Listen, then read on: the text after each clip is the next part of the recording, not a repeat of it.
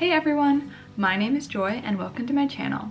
Today I thought that I would take you guys through 5 easy steps to incorporate into your life in order to become more minimalist. I recently have been diving into minimalism after I read The Ruthless Elimination of Hurry: How to Stay Emotionally Healthy and Spiritually Alive in the Chaos of the Modern World by John Ortberg.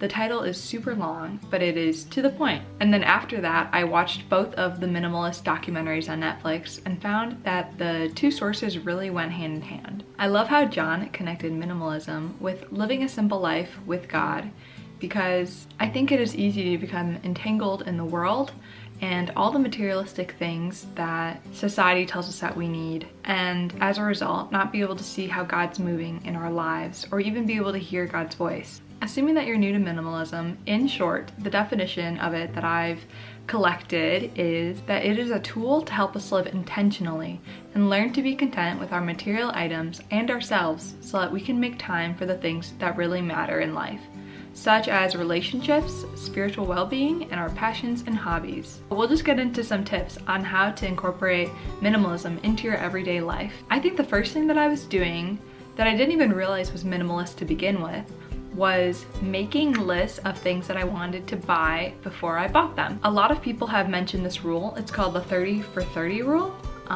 which basically means that if you want to buy something that's more than $30, you want to wait at least 30 hours before you purchase it. For me, I would write down the things that I wanted to buy in an Excel sheet or in Notion, and typically the things that I want to buy, I wait probably for 30 days, honestly. Minimalism is all about intentionality with the things that you bring into your life. And what's nice about making lists about things that you want to buy is that if you write it down, it feels like you're doing something in an effort to get that thing, but you're not gratifying your desire instantly. It also teaches me the value of money. And oftentimes, after seeing something in my list for so long, I realize that I don't really need it after all. Or maybe I can find a better, more sustainable alternative online.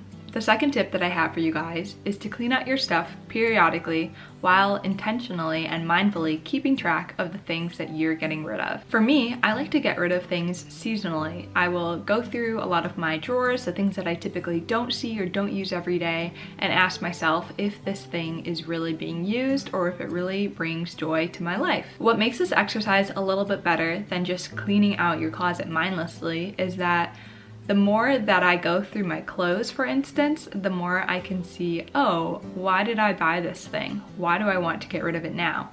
How can I make sure that I don't make the same mistake in purchasing something like this again when I'm going to get rid of it in another year or so? How can I make better purchases in the future? The minimalists put it in simple terms, describing how we are simple creatures and tend to like the few 3 or 4 items per season in our closet anyways. Having that mindset has honestly freed me up to realizing, wow, I actually don't need all these clothes. I don't truly love each and every item that I have in my closet. Sometimes stuff is more itchy than others. Sometimes stuff just doesn't fit or look well on my body. And I do tend to have my favorite items. And as a side note, don't just declutter just to buy more at the end.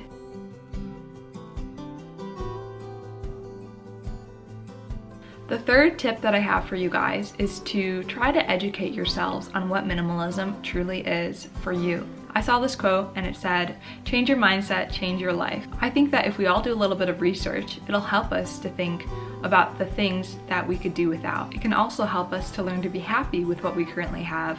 Just being in America gives us immense privilege and wealth.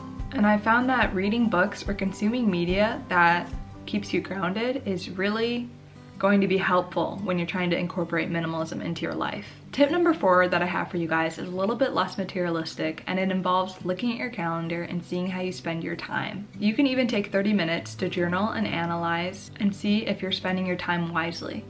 Note that wisely does not necessarily mean productively, but some questions you can ask yourself are, am I spending my time doing things that fill me up inside? Am I spending my time doing things that are going to fulfill my goals in the long run? With minimalism, a lot of it is about learning to say no and when to say it so that you can make time for the quality yeses that you want in your life. This could look like saying no to watching an hour of Netflix but saying yes to calling up a friend who you haven't talked to in a while and catching up. Or it could mean spending some time in solitude and meditating with God even, instead of listening to a podcast. This might look different for all of us, but I think if we're more intentional with how we're spending our time, we'll find ourselves becoming more fulfilled in our lives and overall more productive as well. The last tip that I have for you guys is to simply remember that minimalism is just a tool to help us to achieve the things that we want to do in our lives. I think the worst thing that we can do is try to attack all of the minimalism challenges at once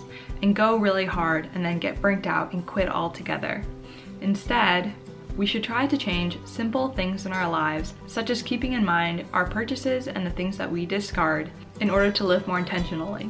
I hope that this video was helpful to you guys. If you're just getting started on your minimalism journey, feel free to leave me a comment down below and we can all support one another. Just another reminder that minimalism definitely looks different for each and every one of us. So let's be supportive and not judgmental. Thanks everyone for watching today's video. Bye!